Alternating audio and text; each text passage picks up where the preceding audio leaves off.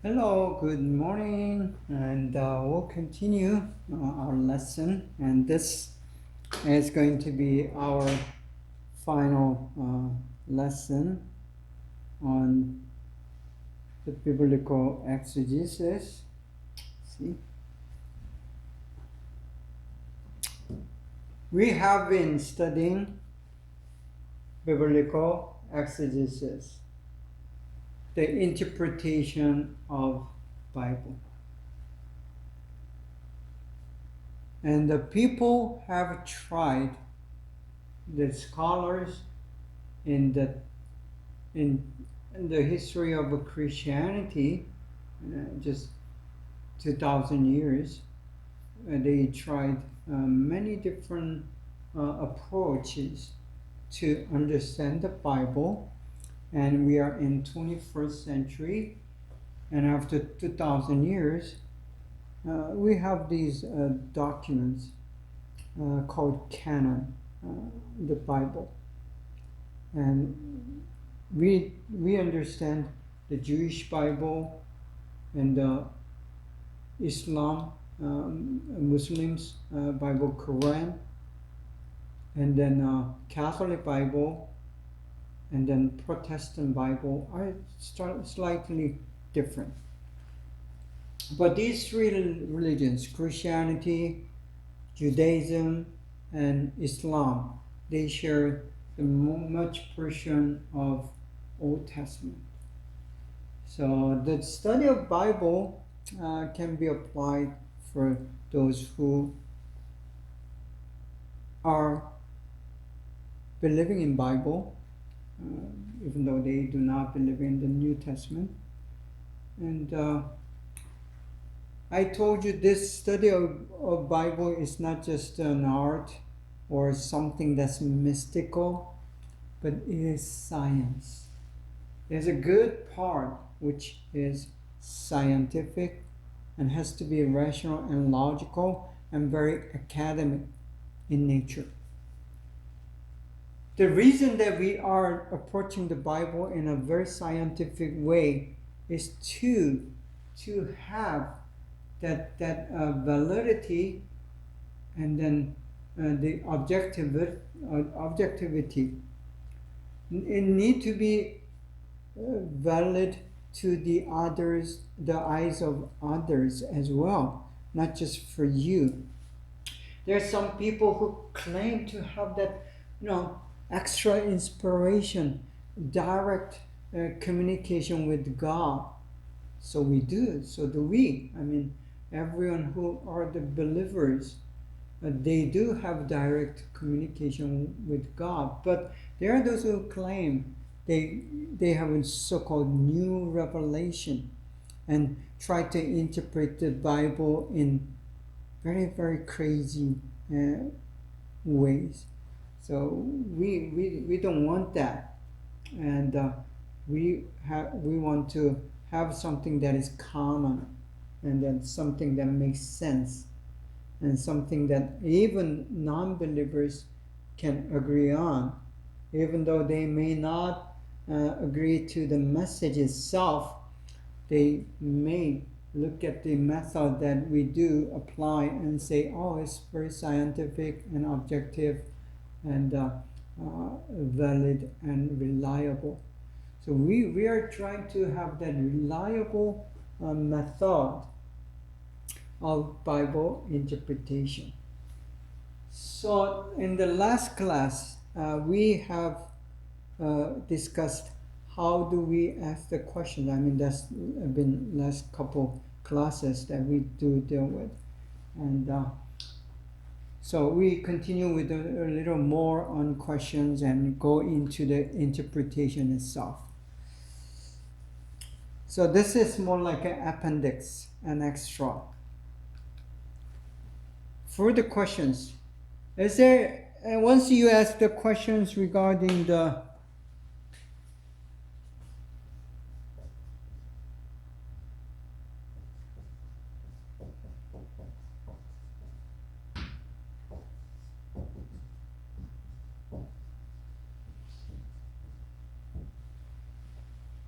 So I told you we mainly when we deal with the Bible study or Bible interpretation, these are usually the major genre or the style of literature that we are going to deal with.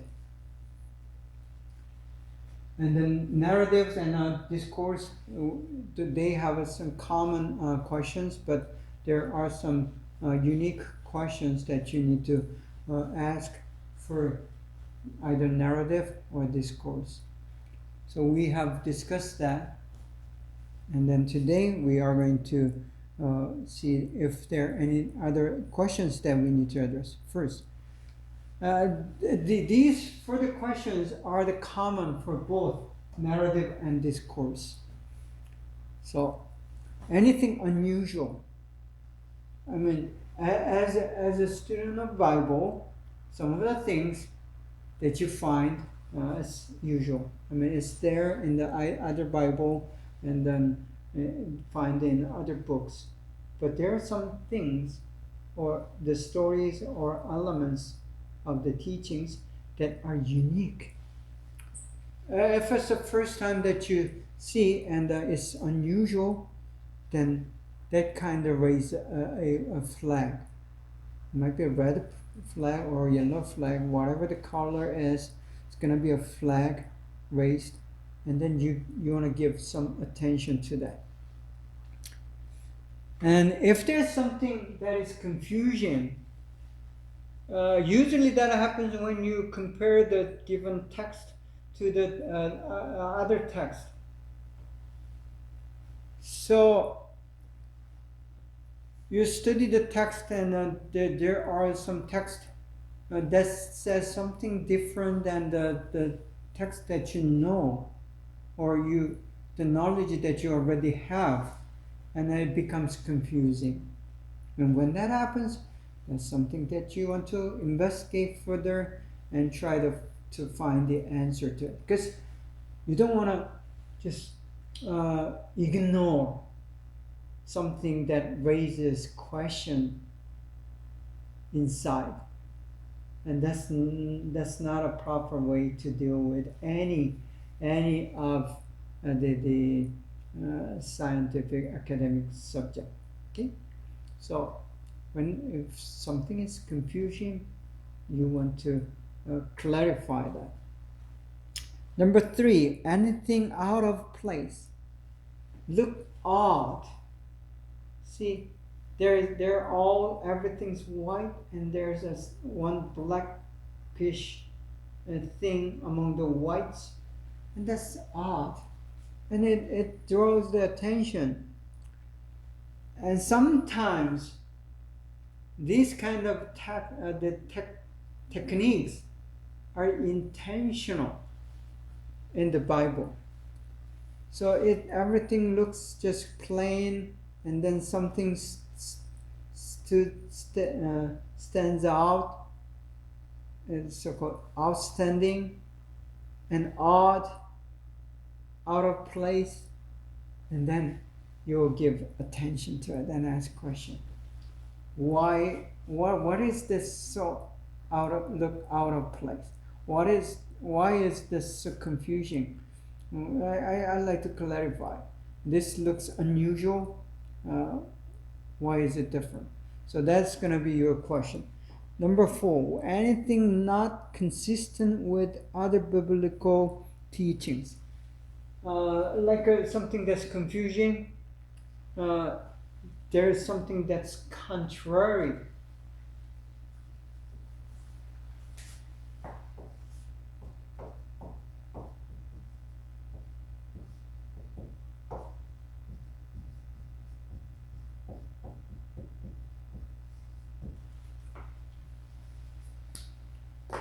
There's something that's contrary to the text that you already know, or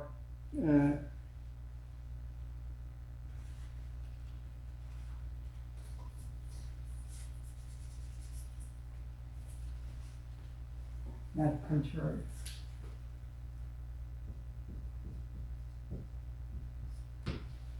Contradictory. Contrary is just contrast. Contradictory, it doesn't go together. And because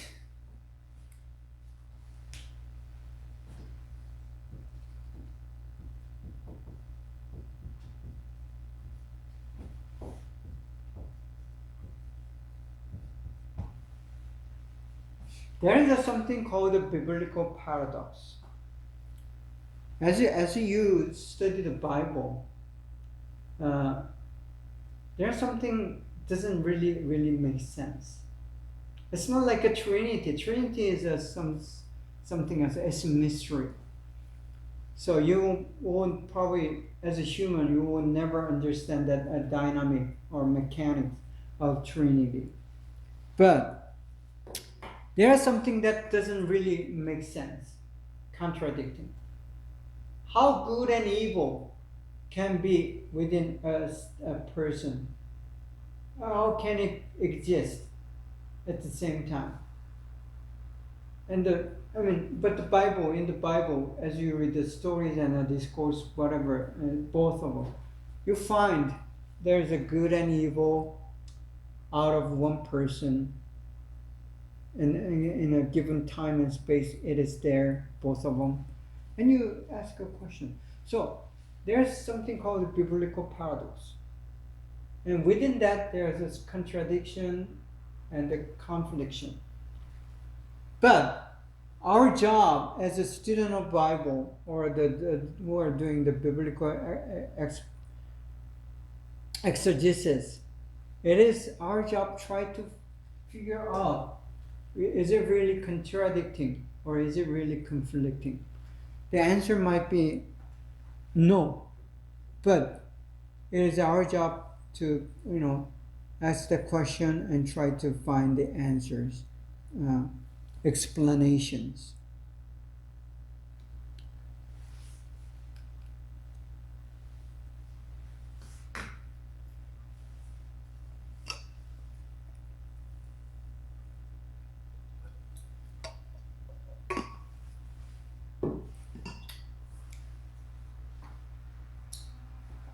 These are examples of bad questions.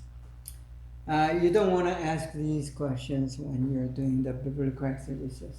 Number one, what you already know, you don't want to repeat that for the sake of asking the question. So when we do this Bible study, and when I teach this inductive Bible study to the students that I taught, some of them just ask the very obvious questions, and you don't want to do that. You just skip those obvious questions. And so everyone knows the answer, and then it's not a good question.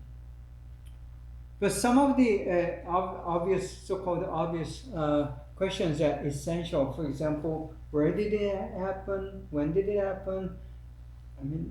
It is there in the text. But you need to know and just identify those things.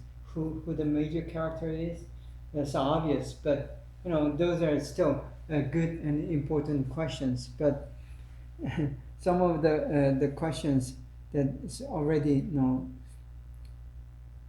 For example, you're studying the Gospel of John, and you may ask the question saying, which book is this passage? The answer is also, of course, it's the Gospel of John. And it's not necessary question. It has no significance or importance when you ask those kind of questions. So the already known and obvious answers, those are the bad ones. Number three, unrelated, out of the context, out of the text. So we want to ask a question within the text that matters to the text. Some students ask the question that has nothing to do with the text, or it does not help to understand the text itself. So we try to stay within the text. And then related to the text. If you keep asking the questions that has nothing to do with the text itself, or even if it's related, as you're jumping to some other subject or topic, then that's not going to be the good question to ask. So we want to avoid those questions that are not related to the understanding, the meaning, and the message of the given text. Number 4, vague and unclear questions. You want to make the question as clear and as specific as possible.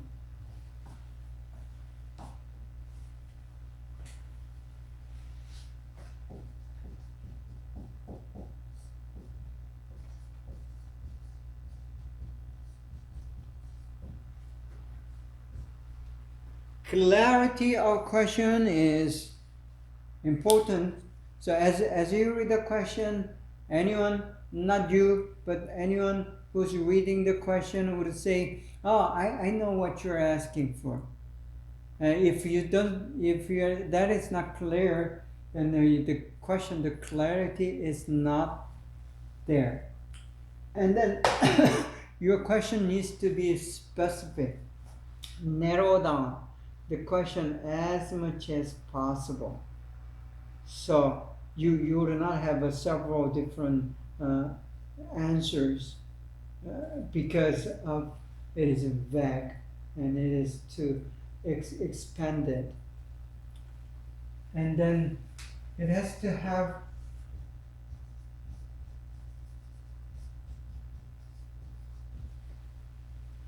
clear and specific intention. Without clear and a specific intention, your question is not going to be clear or specific. So it has to do with the intention of your question. To have a good question, your intention need to be very specific and your intention need to be clear. And by spelling out those specific and clear intention, that you have a statement and a question that says very specific and clear. So again, bad question leads to the good question. So just do the opposite of this bad question and you come up with a good question, right? So a good question again has to be focused on the meaning and the message. So now you have a question and you're going to just examine or validate your question by looking at it and read it and say, ask this question, is this helpful? This question that I am asking, is it helpful finding the meaning of this particular text?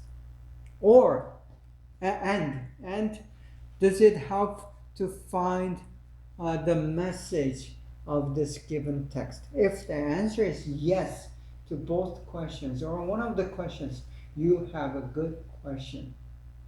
So always think, this question is for the message, is for the meaning, and you want to answer yes to both, or at least one of them. And specific, again, here we see that it has to be specific. And good question are the why questions. What question is, that's basic question. What question?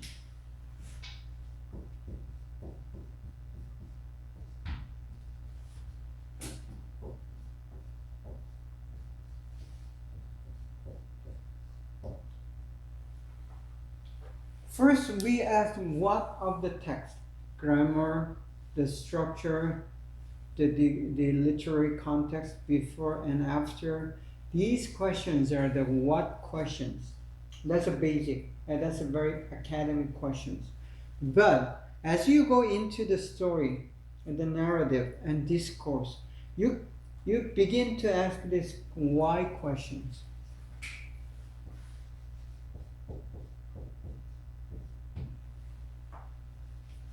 And good questions are usually that they start with the why. Because if you're trying to find the meaning and the message, especially when you're trying to find the message from the text, why is the key. You keep asking why this character did this. Why is this event or episode inevitable? So, especially in the studying of narrative, why, asking why, is very important. Number 5, the good inductive study is a result of your creativity, out-of-box questions.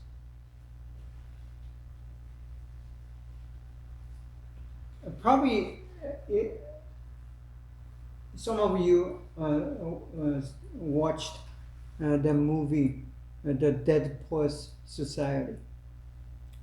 And then this teacher, the main character, there's a scene where he stands on the desk and asks the students to do the same. Stand on the desk. And just, standing on the desk, it gives you a very different perspective. So that's kind of out-of-box experience for the students. Let's do that. No one at school is going to ask you to stand on the desk normally. Probably it's very odd to do that. But once you do that, your classrooms and your classmates are going to look different.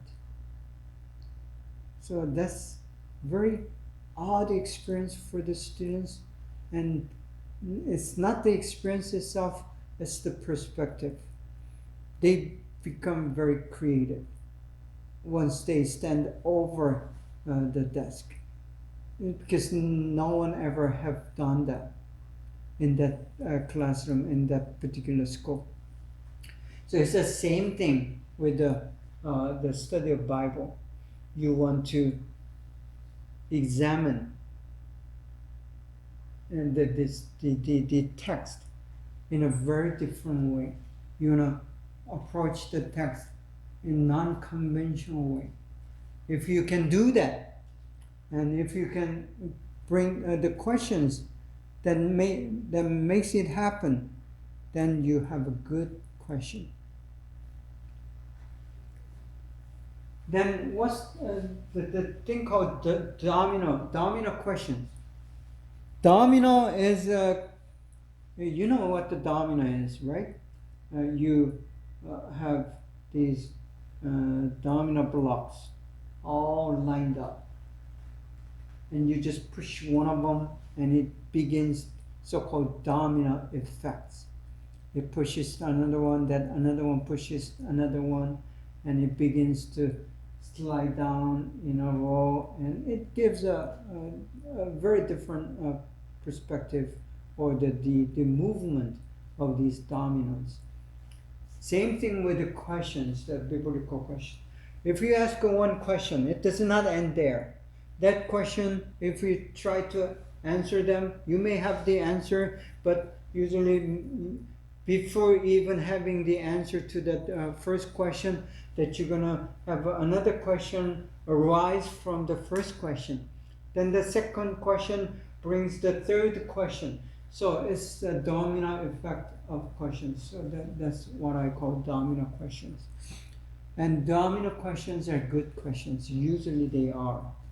So one question brings another question. Try not to end at just one question or one the given or the primary question. The primary question, the reason that we ask those questions, the basic and fundamental primary questions or common question, is to bring out the next questions. So we are trying to aim at the third, fourth questions that rises from the first very primary question. So these are like a domino effects of questions, and those domino questions are the usually good questions. So we know how to ask questions. Now it is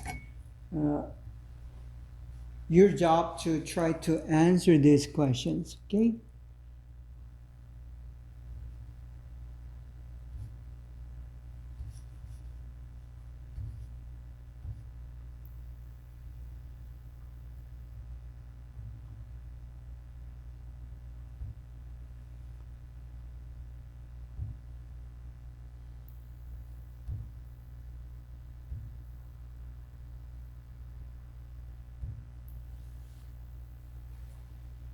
Now we continue with the chapter 9 of this lesson, and it's pre-interpretation. So once you ask a question, you begin to interpret. Interpret means what? Find the meaning and find the message. That's interpretation.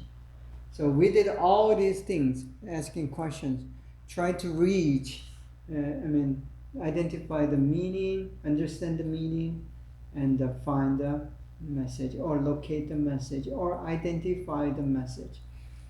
So there is an interpretation proper and pre-interpretation. We may not go into the proper interpretation, but let's try it. First thing, as you begin actual interpretation, there are some things that you need to mind yourself. That these are like basic guidelines, so to speak. Guidelines for going into the interpretation. Number one, to find out what God's original intention when He gave the particular words to the readers. So it is important to see. Because the Bible, basically, for us Christians, is the Word of God. Not all of them, but it contains the Word of God.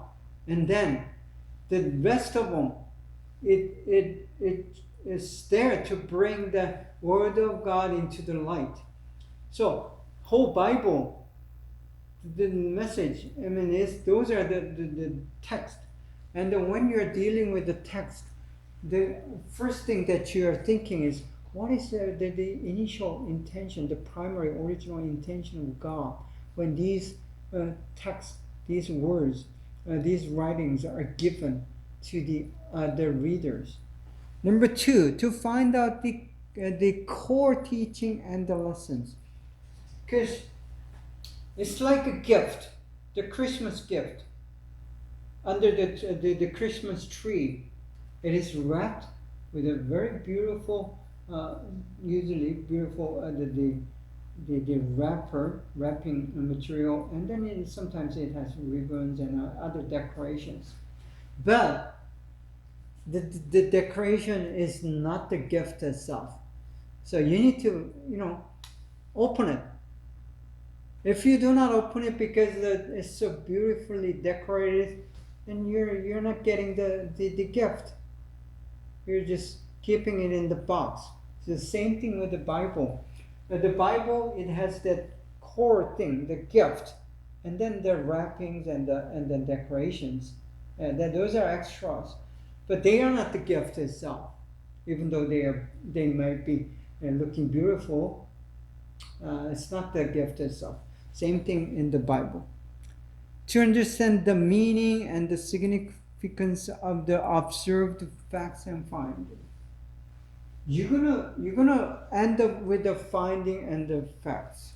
I think I told you in the last class.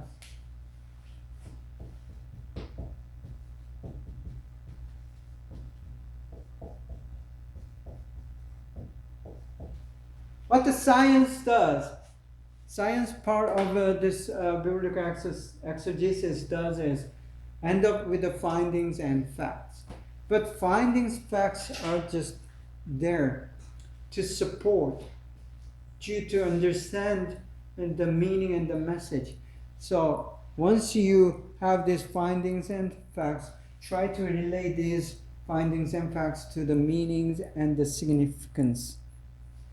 So if you cannot do that, if you don't do that, then you are failing the interpretation. Okay, going on with the principal task.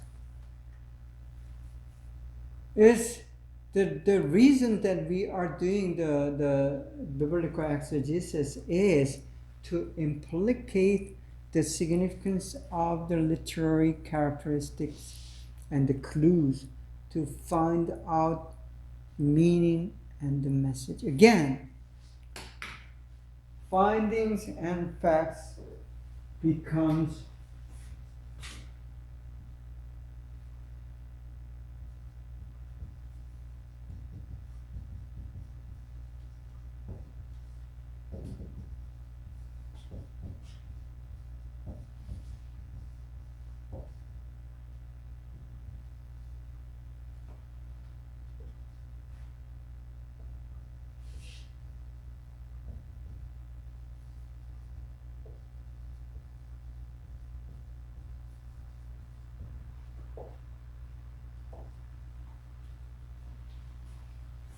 so once you do the findings and facts, we are going to try to implicate and find the significance.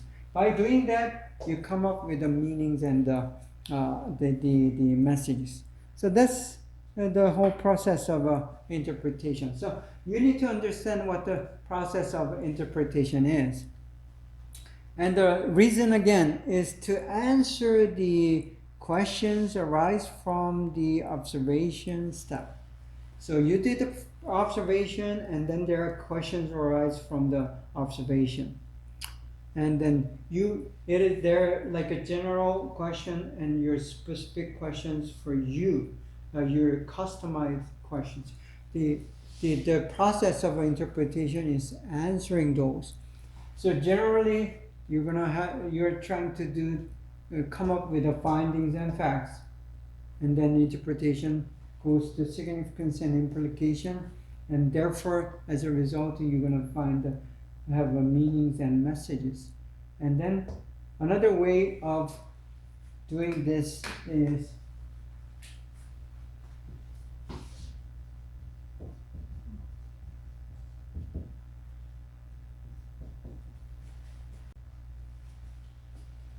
begin with your questions. There's a generic,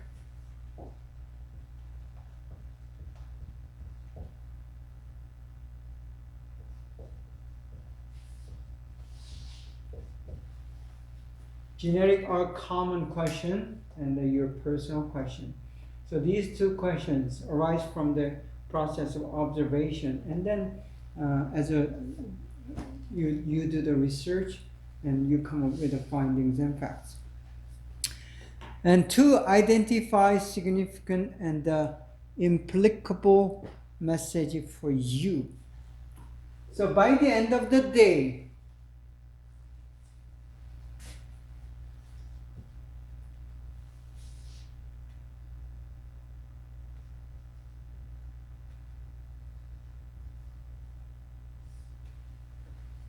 finally, you're asking, anything for me?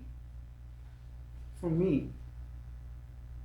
At the given time and situation, God will speak to you very personally. The reason that we do the inductive study or biblical exegesis is so I can focus. God can focus on me, and I can focus on the God who is real to me for this given time and space. So the message becomes your message, and the meaning becomes your meaning. When that happens, you are being inspired. You are being inspired. You have that personal conviction to change yourself. to obey God's word. So not all the messages or lessons that are given or meanings and messages given are going to be meaningful to you. So what is meaningful to me is going to be the final question that you're going to ask. So that's the end. That's going to be the final process of interpretation. Second thing that you want to remind yourself or remember as you do the go into the actual interpretation is this: acknowledge the importance of interpretation. Because the observation and question is very important, but at the same time, you got to know what the significance of interpretation is. The words of God become active when it has meaning to you and your context. As I told you, for me, what is it saying? I mean, what does the Bible saying to me and for me?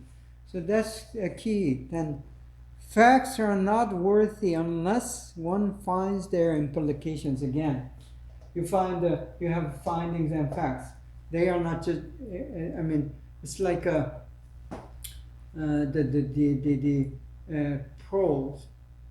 Pearls become valuable when you just connect them with the wire and then make it a necklace, right? The same thing. The facts and findings are just there. You want to make it to something that's valuable. So implication is necessary. Only correct interpretation could lead to meaningful application. So with the question, you come up with the finding and facts. And there you have something called the investigation or research. So questions are followed by your research. The resources here.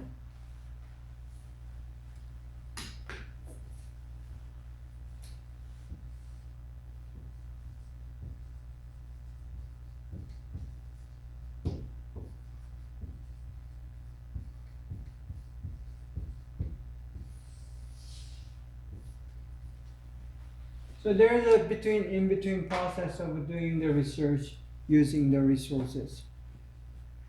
So what we're trying to do is come up with the correct interpretation by doing the proper research, logical, rational, scientific approach.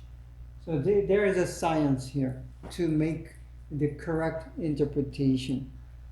And then there's too big a gap to understand and use the Bible into today's context.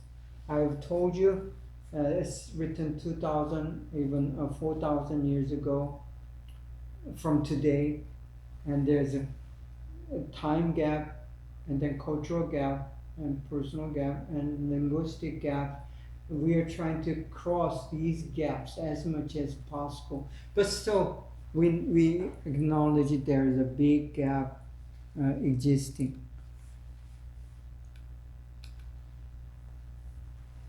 Aware of wrong interpretation. We talked about the wrong and bad questions, but there is also a wrong and bad interpretation. These are caused, that the wrong and big wrong interpretation may cause by too much imagination. You need some imagination, especially in understanding the ancient narratives, the time of Jesus, and even go back to the time of Noah, which it will be quite a much different. We have not experienced the ecology prior to the flood, so it takes much imagination to try to understand the very different the ecology, the natural setting, and the trees and the animals. They had the dinosaurs before the flood. So these things are different, and it takes some imagination. But too much imagination may result a wrong and bad interpretation. Out of focus approach, that happens more often than you may think. So people easily led to sidetracks. We don't want to sidetrack and lose the focus of the text. So the good interpretation is trying to remain within the track, within the focus. Sometimes you may need some sidetracks to come up with a better interpretation and understanding, but you don't want the sidetrack to become the main track. So that's the no in interpretation. Then assumptions and the narrow perspective. Everyone has some assumptions, whether you like it or not, and we try to avoid the assumptions as much as possible, but these pre-knowledge assumptions, presumptions, they affect the way that we read the Bible and understand the Bible. And if you cannot get rid of these assumptions and presumptions, it's gonna result the corruption of the interpretation. So we want to avoid that, and it narrows your perspective. If you are not taking the test with the open mind, then you still have that narrow mind, and then you're going to have a just narrow interpretation.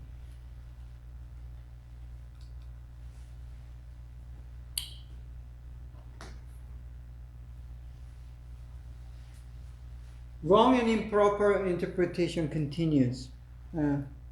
There's unhealthy pre-knowledge. What you know already.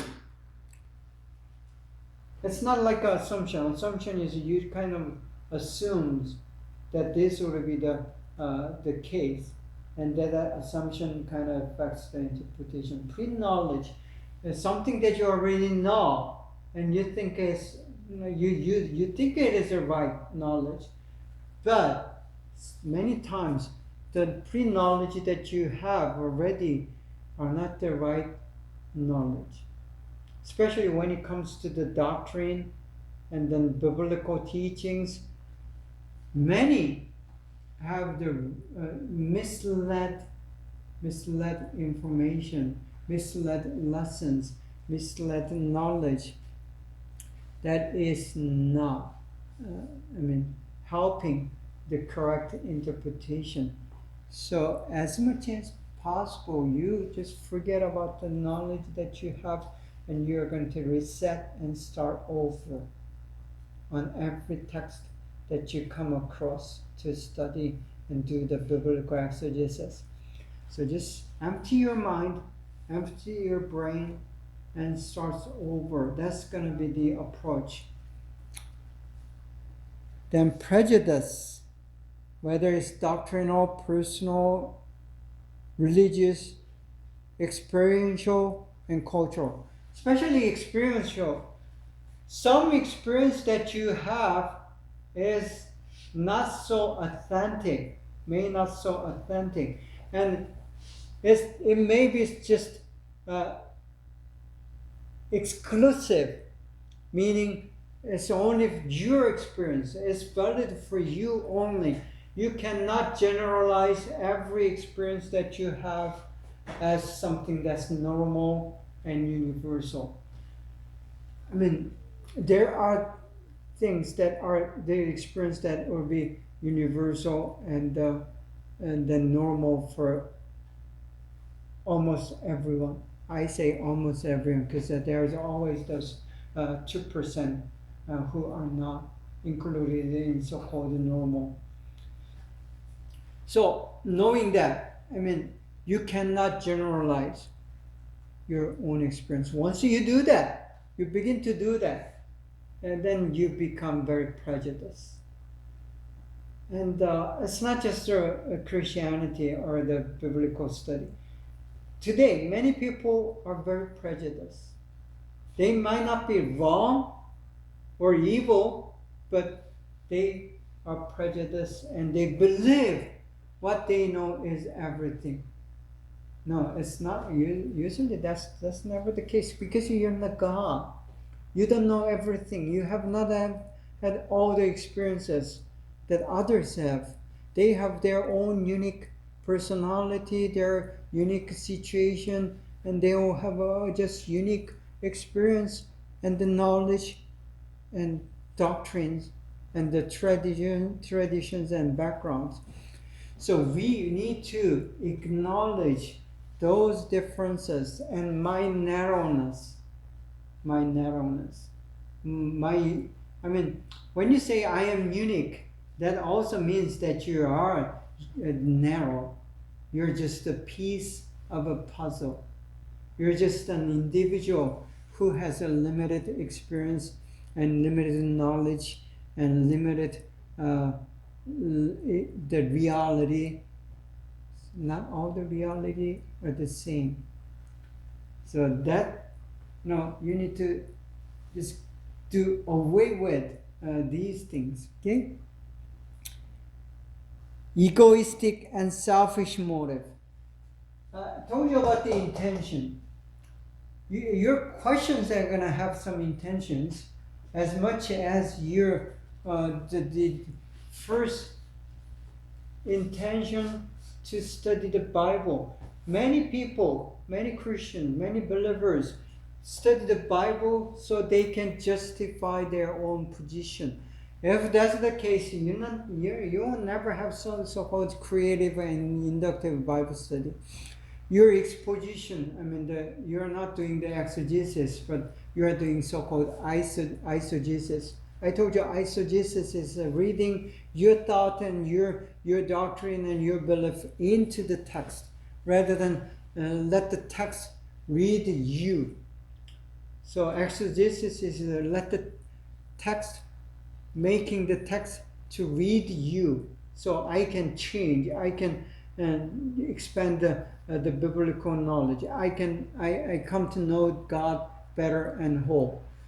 But eisegesis, you're trying to use the Bible, use the text for your own good, or your own benefit, or your own ego, or your own, to build up your own doctrine. When it happens, when that is your intention, then there's not going to be exegesis. You're going to fail at the very first step. So we come to that, again. We are doing exegesis, not eisegesis.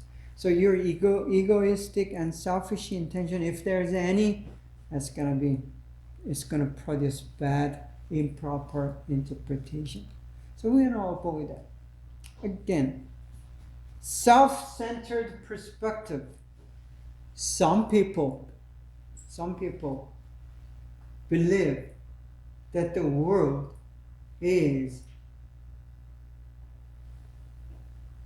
built around himself or herself, period. There are many than you may think. So when there's a time that you come to sit down and realize, this is me looking at this world. I'm alive. I see, I feel, it's I. And then you think you're the center of the world. But think of everyone else thinking that as you are thinking, as you're perceiving. I mean, they're the ones also, he or she is having the same perspective and experience. I'm the one who's seeing and experiencing and listening and doing all these things, and the world is around me. this classroom, the media, these things are around me and I'm at the center. No. When you begin to think of that, you become like a someone we know, right? And that's very self-centered perspective. And that has no room in the biblical interpretation or exegesis. Okay? And the pride. People have a certain pride. I mean, I'm not talking about self-esteem. We need to have some proper self-esteem as a person, as a child of God. But pride is different. Pride begins to look at some other people under your shoes, under your eyes. You look down. If we have any slight intention to look down on others and trying to teach because they do not know better than me, if you have that kind of attitude, and you're not going to have a proper interpretation of the Bible. Then, allegorical approach, that has been used. I mean, especially if you read the Augustine, he used many of those allegorical approach, but it is useful sometimes, but not always. Not all the Bible can be interpreted as allegorical interpretation, and just forget about that allegorical interpretation for now. I mean, we don't do that. Out of the context interpretation, I already told you about this. Number 4, know the general principles. There are some of these principles that we need to mind.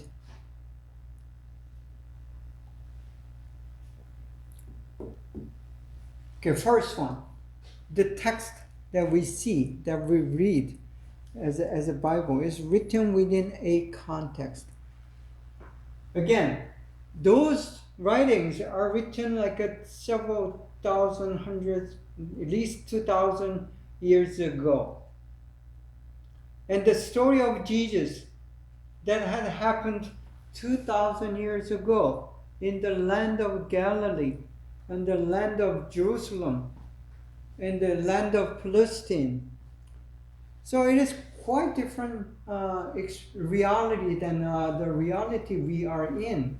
Our reality has showers, and then flushing toilets, and the high-rise buildings, and the pizza and pasta. These are not there. We are eating different food. We are living in a different houses. We are living in a different kind of weathers. So, when you're writing within your own reality, your own context, the semantics, the meaning, it's usually different from the semantics, the meaning that you have in your own reality. So the reality does affect, it gives some, it has some influence, affections against the meaning of the language that you are using. So that you need to be aware of that, so that it is written in a very different context. Number 2, written with the human languages. What I'm trying to say is there are certain limitations and ambiguity. 2 things at least, more than that, but we'll talk about these 2 things. Limitations. Human language is not God's language. God has more to say, but God has to say those in human language, with the human understanding. So that limits. So for example, the Trinity, the concept of Trinity, that we don't find the word Trinity in the Bible, but the concept of Trinity is there. But as much as possible, God does trying to give that the concept of Trinity to the people who He is dealing with. But there are certain limitations. But God does His best, trying to communicate His thoughts, His who He is.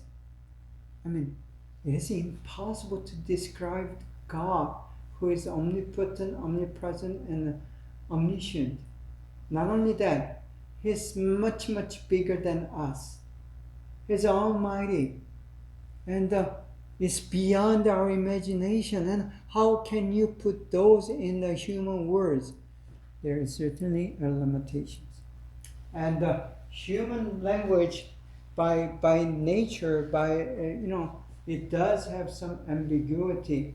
Not the word that are ambiguous. It's not limited to the words that are ambiguous, but the word itself. Every word that we speak and we talk, that is ambiguous, because what I meant may not be translated or interpreted by others. I mean, it's not made, it's a fact. Even if I say I, there is certain tone. And it's,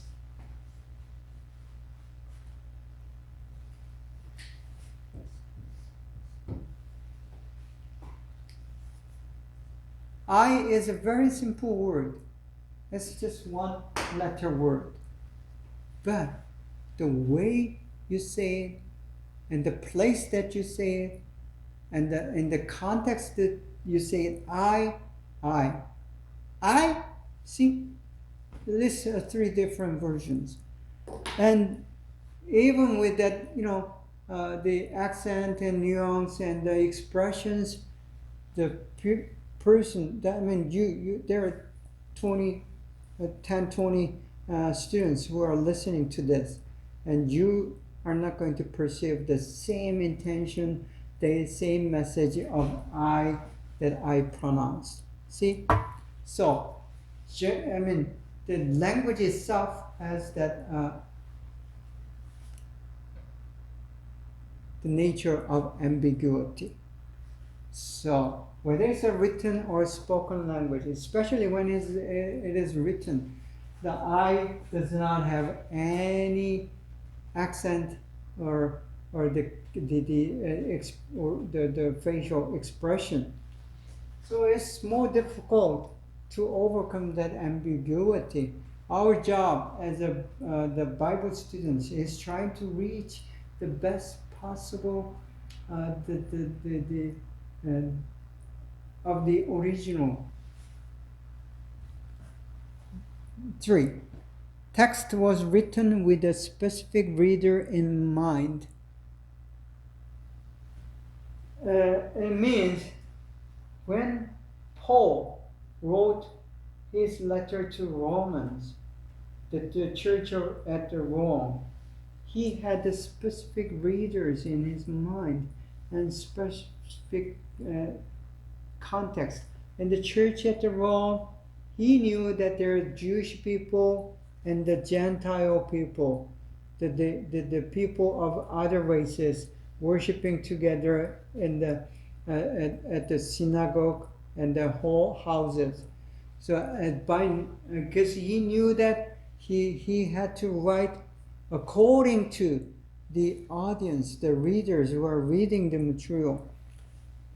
And he knew that there are those who just immigrate to the Rome, and then there are the Jews who came from Jerusalem just in a recent month, and there are also Jews who had lived in Rome from the beginning of his or her birth. So there are a lot of these the considerations, the elements that he has to consider as he writes these letters. So as we, the student of the Bible, trying to include all these elements in understanding of his language and his message. So that's kind of a thing that we do in the interpretation. And then text contains human culture which may not necessarily a part of the message. So not only the culture, there is a human elements within the text.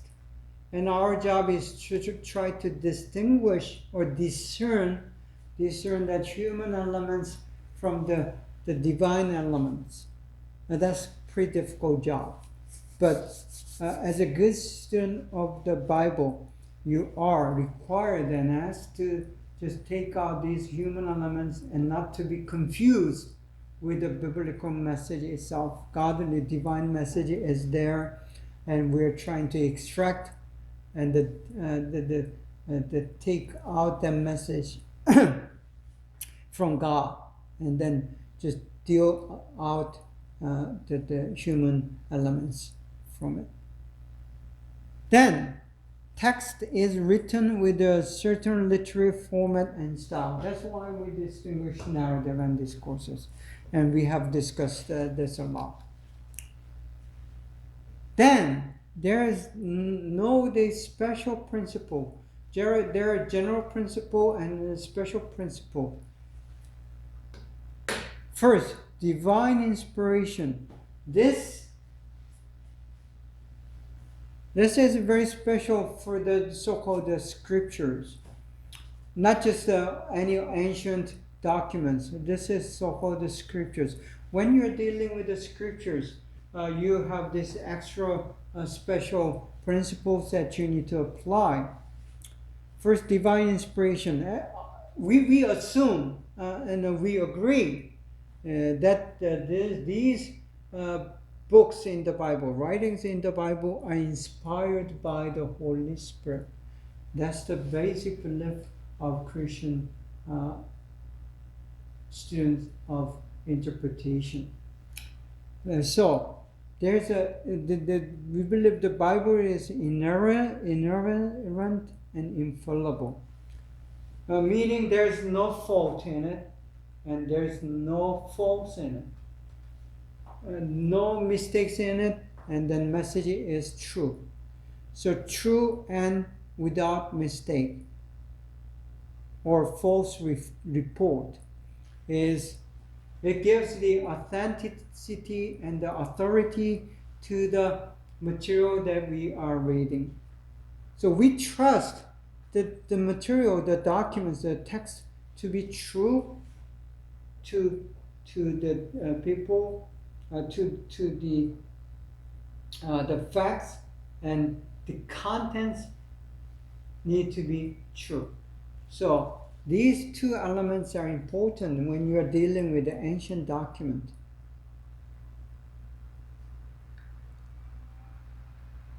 Then we have unity of the theme, structure, purpose, and worldview.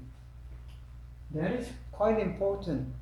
We're dealing with the 66 books that are written in the time span of probably 3,000 plus years. I mean, it's not likely to find material that is written 3,000 years ago will match the theme and the worldview and principles and the teachings and doctrines of the material that is written 3,000 years later by a very different author in a very different culture. But in the Bible, we find this coherency. Coherency means it's unified, integrated with integrity. It does not conflict one another. But most of all, it shares the same worldview, same value, consistent. And that proves this Bible, so-called the 66 different books, are written by one author, who is the master of the many other authors who actually written the different books. So there is one master author who oversees the whole document, whole Bible. Without that assumption and that kind of trust, there's no need of studying the 66 books of Bible.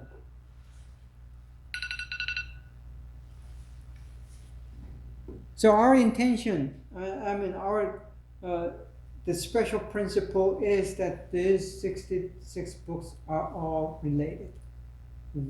Just like our body is connected, even though arms are arms, the hands are hands, and feet are feet, same thing.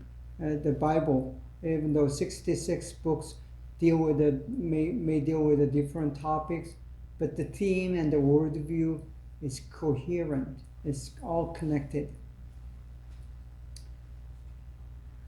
Then another principle, specific, very important principle, is Christ-centeredness. I told you that the Bible has this framework, the structure. That's Old Testament and the New Testament. Center. There is Jesus Christ, who died on the cross and raised in 3 days and resurrected to prove himself to be indeed the Son of God, and he has the power to overcome the death. And the cross is the symbol of Jesus Christ, the Messiah, taking the sins of the world. So our sin, my sin, is posted, nailed on the cross, and it remains and is gone with that cross, while Jesus again came down and he is resurrected. So that's Christ-centeredness. The Messiah is the main theme of the Old Testament, and coming Messiah is the main theme of the New Testament. So whether it's a coming Messiah or in the Old Testament, or coming Messiah in New Testament, who had come and who is coming back. So New Testament saying the Messiah is going to come back again. So there is one Messiah came first time, and then there is going to be second time. So that's going to be the theme that runs through the whole Bible. All 66 books that we study and read has to do with the Messiah at the middle, at the center. So that's Christ-centeredness. And the organic relations between Old Testament and New Testament, that's, again, it's connected, it's jointed, and glued together through that the Christ character, who is Jesus of Nazareth. So Jesus of Nazareth is a totally 100% human being, but the Messiah, him being Messiah, is 100% godly.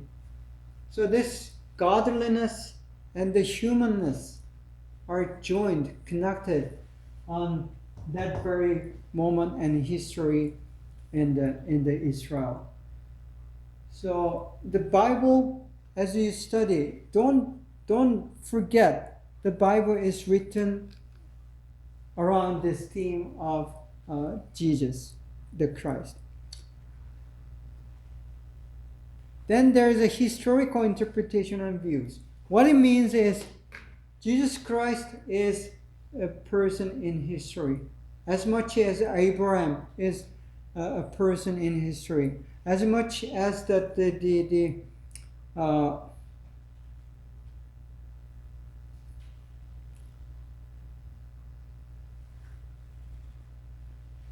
갑자기 생각나.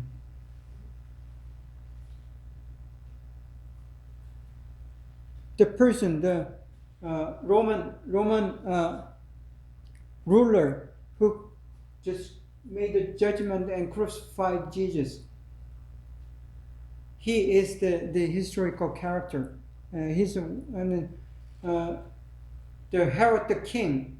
He is there, and then the doing of the census, population census, in the time of the Augustus, the Caesar Augustus. That's a history. So these are the historical writings. It has place in history. It's not just made up story. Then depths of the truth. Truth is deep, very, very deep. And you continue to find that depth of truth. Even though you study the Bible all through your lifetime devoted to the Bible, there are some people actually devoted a whole life to the reading and studying of Bible. They still find that deep truth, the depths of truth. So that's what the Bible is. And we humbly need to acknowledge the human limitation, their understanding, our understanding, your understanding. My knowledge of Bible is limited. We are limited. We do not know everything. Then there is going to be absolute truth and relative truth in biblical teachings. Our job is to find both of them and make appropriate implication in our lives. So we can change my life, and we can change lives of others. So make this world better. And eventually God is going to claim his kingdom of God and make it perfect. But until then, we continue to do our part to change and make the world a better world. That's the reason that we are studying the Bible. It's not just an academic exercise. Okay, thank you for listening, and we need to end up here, even though we have not completely done the whole the task, but we've done the major critical lessons, so you will be able to apply these lessons in the study of your Bible. So thank you again, and we'll see in some other subjects as we continue to study in this facility, the Lordland College and the university. Thank you. Bye.